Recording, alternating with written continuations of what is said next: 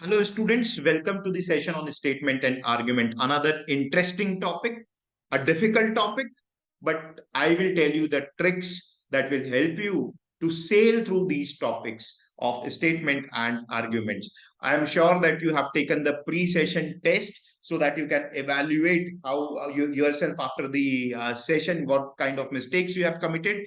And I'm sure that after the test, you will also take the post-session test and see your own progress. So let us start this particular session, statement and argument. Right. So our session goal is to understand what qualifies as a strong argument and what qualifies as weak argument. I will be dealing with the concept and then I will be discussing the pre-session test. So let us start. What is a strong argument? What qualifies as a strong argument? So a strong argument is an argument which should address the issue directly. It should address the issue directly. So whenever I am giving my argument, that argument needs to have a purpose and that purpose should be intact. So for example, if you have seen if I'm sure that you have taken the pre-session test. So in the pre-session test, you must have seen that there is one statement which is given, and the statement is followed by argument. Say argument number 1 and argument number 2. Okay. Now, for argument to be my strong argument, for example, argument number 1 to be my strong argument, first thing that is required is it should address the issue directly. What do we mean by issue? Issue that is raised in this statement. It should address that issue directly. Whatever the issue is raised in this statement, it should address it. That is the first thing. That is not the sufficient thing. It is the necessary thing. So it should address the issue directly. That is the necessary thing. And after that, if it addresses the issue directly, then I will look at two things. Whether the statement is an established fact. So if it is an established fact, then it can be a valid argument, valid, strong argument. Or if it is not an established fact, but it looks logical in nature, then I can say that it is a strong argument. So what am I saying is that the first step is understand whether whether the argument is addressing the issue. If yes, then go and check whether the given argument is an established fact or a logical statement. If it is either of the two, then only it is a strong argument. Now, important thing is what does not qualify as a strong argument. If you remember this, that what all things do not qualify as a strong argument, chances of you getting the right answer is higher. So this is easier thing to remember, that what does not qualify as a strong argument. What kind of arguments we say are weak argument. So first is hypothetical statements. Hypothetical statements means a statement which has a lot of if and but. Suppose such thing happens, such kind of imaginary statements which relies on some condition are hypothetical statement. Basically, hypothetical means you are making your own theory about a particular situation. So that is never strong in nature. Second is opinionated statements. Opinionated statements means a statement in which the only thing mentioned is the opinion without any base. And that opinion can vary from person to person. So if a statement varies from person to person, then it is not a strong argument. All right. Now, you can say that say that if there is an opinion in the opinion given in an argument, but along with the opinion, a sound logic is also given, then that can be termed as a strong argument. So what I am saying is that a statement which is purely opinion without any logic is not a strong argument. However, a statement which is opinion plus good sound logic, that is a valid strong argument. So got the difference, I hope. Next is statements with populist suggestion. Statements with populist suggestions are the kind of a statement which says that because many people believe in so and so thing, it must be right. Now, because many people believe in so and so thing doesn't make it right, right? So that is populist suggestion. Because majority believes, you are saying, let us do it. That is not a strong argument. Irrelevant comparison. Irrelevant comparison is never a strong argument. So, for example, a question is asked, shall we implement policy XYZ in India? Shall we implement policy XYZ in India? And you are saying that argument number one is saying that yes, we should implement because it has been done in USA. Now that is irrelevant comparison. Extreme statement, you all are very familiar with. Any argument which talks in too extreme, and does not substantiate itself, is an extreme statement. So that will not be the strong argument. Rigid statement. Rigid statements are the kind of statements which suggest that because we have been like this, we will always be like this. We are not going to change. Such kind of a statement. So for example, a question is given, shall government implement policy XYZ? And you are saying, no, government should not implement because government always fails in implementing such policies. Yeah, government is not equipped to implement this policy. Now that's a rigid statement. If government is not equipped, then of course they can make themselves equipped. So that doesn't mean that government should not implement the policy. So such kind of statements are rigid statement. So please remember, these kind of statements are not strong arguments. All right. So a strong argument, it's a two-step process. How to identify strong argument? It's a two-step process, as I have suggested in my last slide. Filter out if the argument does not address the issue directly. If it does not address the issue directly, that automatically there itself you say it is not the strong argument. Step two, check for whether the argument qualifies as strong. What type of argument qualifies as strong? Either it can be a well-established fact or it can be logical in nature. Weak arguments are the arguments which are hypothetical, opinionated, populist suggestion, irrelevant comparison, extreme statement, rigid statement. These are all weak statements, weak arguments. So that is the basic concept that you need to remember. Let us apply this in our pre-session exercise. So first question was, should a total ban be put on trapping wild animals? The question is, should we put total ban on trapping wild animals? Let us see the argument. First, trappers are making a lot of money. Now here itself, in the first filtration itself, you should have said that this is not addressing the issue. What is the issue? Issue is, should we ban the trapping? Should we put complete ban on trapping wild animals? That is the question. And you are giving me the answer that trappers are making a lot of money.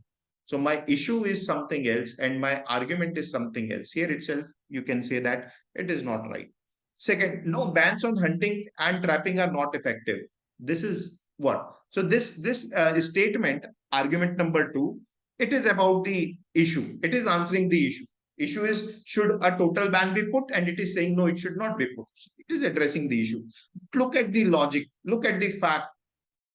On hunting and trapping are not effective. So it is saying that don't put because these kind of bans are not effective, sort of rigid statement. If something is not effective, that doesn't mean it cannot be made effective. So one is opinion. It doesn't address the issue directly. Two is very rigid. And that is why in this particular question, the answer is option number D, that neither one nor two are strong, right? Neither one nor two are strong arguments. Okay. Next, should government jobs in rural areas have more incentives? Should government jobs in rural areas have more incentive? All right. Argument number one, yes, incentives are essential for attracting government servants there. So the question is, should they be given more incentive? So first one, it directly addresses the issue. Yes, incentives are essential. And what is the logic? Because our incentives will attract government servants there. There means rural areas, right? So is it addressing the issue? Yes, it is addressing the issue. Is it a known fact or a logical thing? Yes, we can say it is logical that government servants will get attracted to the rural areas in case they get incentives. So one looks strong. Let us look at two. No, rural areas are already cheaper, healthier, and less complex than big cities. So why offer extra incentive? Now look at this. This doesn't, this although addresses the issue of offering extra incentive, but look at this. This looks a pure, rigid opinion that they are cheaper and less complex. Now it depends upon people to people. Then as far as healthier and less complex is concerned, it is a very opinionated thing, right? So answer here is only A is a strong argument. Only option number one is a strong argument. So this is strong. Okay. Question number 3 was, should the political parties be banned? So it is asking, should we ban the political parties? Argument number 1, yes, it is necessary to teach a lesson to the politician. Yes, it is answering the question that should it be banned? It is saying yes. But look at the logic. It is important to teach a lesson. What logic is this? It's completely illogical that to teach someone a lesson, you ban it. Now, second, no, it will lead to an end of democracy. It also addresses the issue directly, and it says that if you ban political parties, democracy will end. Is this a established fact or logical in nature? Yes, this is logical in nature, because democracy by itself means that people have option to choose from various political parties. All right. So one is a populist or extreme statement. It's why I'm saying populist is because many people believe that let us teach lesson to the politician, but that may not be the right thing. So here, a strong argument is option number 2. Should private operators be allowed to operate passenger train service in India? Let us look. Argument 1. No, private operators do not agree to operate on non-profitable sectors. Is it given that it is non-profitable sector? Plus, even if it is non-profitable sector, does it mean that if they have not agreed, they cannot be made to agree? They can be offered something else also. So this looks a very rigid statement wherein we are saying, no, they will not agree. So make them agree. If there is some benefit for government, then they should make them agree. Argument 2. Yes, it will improve the quality of Indian railway service. Now, is it established fact that if something goes to the private operators, the quality of service improves? Yes, it is. In case of India, because it is asked with respect to India, we can say it's a factual thing, or something which many people believe. So it is a strong argument. So argument number 2 is strong. Argument number 1 is not strong. It is bit rigid in nature, hypothetical in nature, that they may not agree. Should system of reservation of post for scheduled caste be introduced in private sector? Argument 1. Yes, this would give more opportunity of development to these groups. So it is saying yes, it should be introduced because more opportunity will be given. So yes, reservation, the automatic logical meaning of reservation is giving more opportunity. And if that is meant, so the argument is strong. Argument 2, no, this would affect merit. Now, this is also a strong argument that if you give reservation, it would affect merit. That's a common known fact. So both argument number 1 and 2 are strong. One is logical in nature. 2 is a factual thing. So both the things are strong here. Both the arguments are strong. So answer should be both 1 and 2 are strong.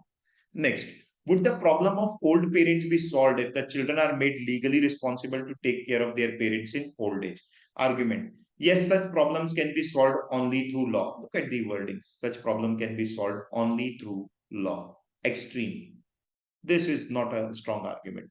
Argument 2, yes, this will bring relief to the two old parents, right? So this looks a very opinionated statement that this will bring relief to old parents, right? Why opinionated statement? Because children are asked to take the responsibility, that doesn't necessarily may mean that it brings relief to the old parent. There has to be some other logic also being given here, right? So answer is both 1 and 2 are weak. They are not a strong argument. Should a strong institution of ombudsman be created in India? Argument. Yes, this will bring transparency and accountability in administration. A very strong argument, because ombudsman by definition itself, it means that it is accountability and transparency, right? So this is very logical in nature. Statement number 1, this is strong. Statement number 2, no, this will develop lack of initiative and flexibility in administration.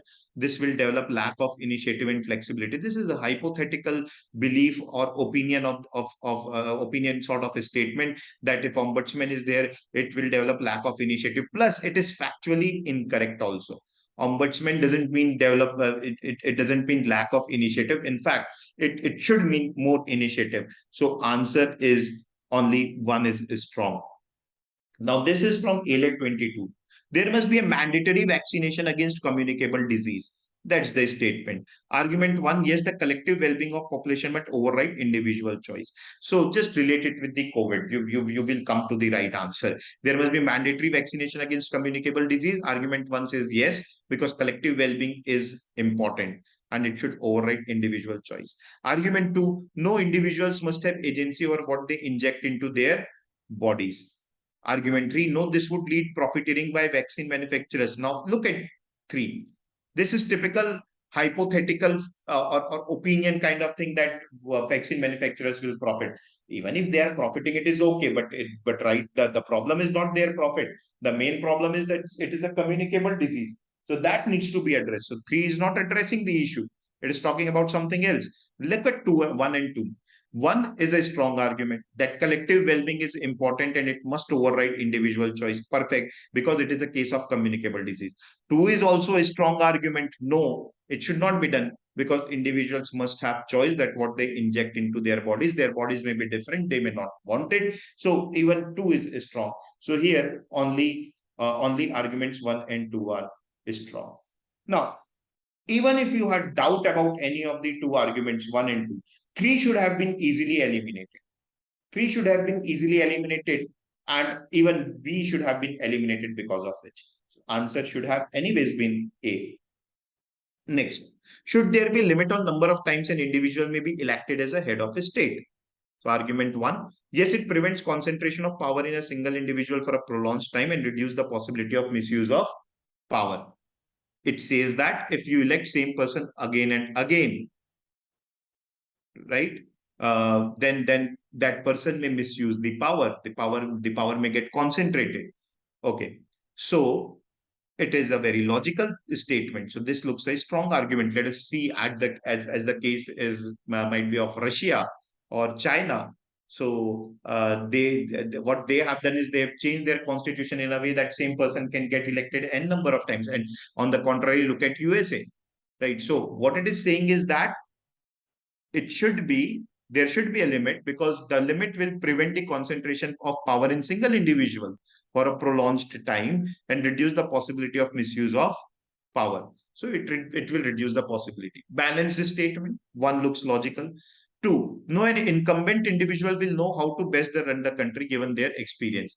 Now, this is a very stupid statement. Now, going by this is also illogical in nature. Understand, if the incumbent individual will keep on getting re-elected just because he knows how to run the company best, then when something happens to this incumbent, someday something will happen to this incumbent, then who will run the company? Because no one else will have experience. So two is absolutely illogical statement. So two cannot be the answer. If two is not the answer, let me remove this. Three, no, the population must be free to give the democratic mandate to the person of their choosing, even if they win multiple times. Very, very logical statement. That if people are choosing, they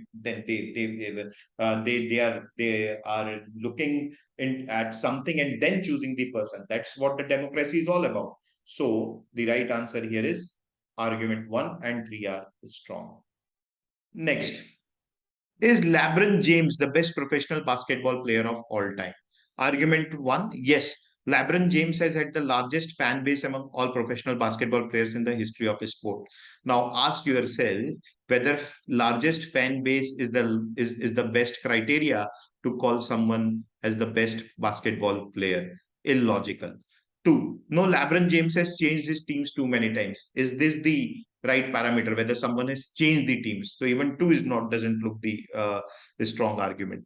Three, yes, no other player has scored more points in their professional career than LeBron James. Yeah, we can say that because he has scored more points than others, he is the best basketball player. Of course, there can be debate around it that there are other parameters that one should look for, but at least this is a strong argument, and somebody has to defend it that why he should not be considered the best basketball player even after scoring the highest points in the history of the games. So three is a strong argument. Answer is on the argument three is strong. So I hope that you have learned how to identify the strong argument. Take the post-session test and just check what your progress is. Thank you.